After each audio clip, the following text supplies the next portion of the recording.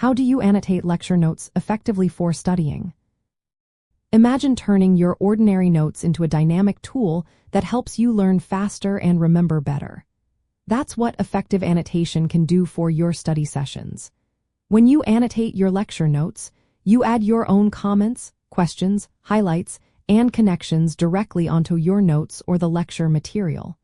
This makes studying more active and less passive. Start by using simple methods to mark your notes. Highlight or underline key terms, definitions, and main ideas. Use different colors to separate ideas or to flag parts you need to review later. For example, you might use yellow for main points and pink for supporting details.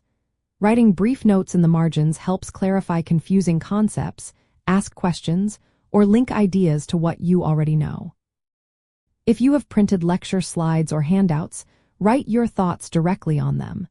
Add short summaries, reminders, or arrows pointing to related ideas. When working digitally, use annotation tools like highlighting, commenting, or inserting questions to make your notes interactive. These tools are often built into PDF readers or note-taking apps. After class, review your annotations. Fill in any gaps or unclear sections. Rewrite messy parts for clarity.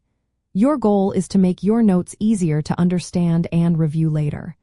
If something still confuses you, use your annotations to remind yourself to look it up or ask your instructor.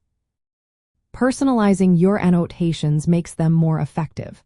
Use abbreviations, symbols, or shorthand that you understand. This speeds up the process and keeps your focus on important information. Summarize each section in your own words to process the material better and improve retention. Regularly revisit your annotated notes. Cover up your summaries or questions and try to recall the information. This active recall helps strengthen your memory and shows you what you still need to review. Remember, effective annotation turns your notes into a conversation with yourself. It makes studying more engaging and helps you grasp concepts more clearly.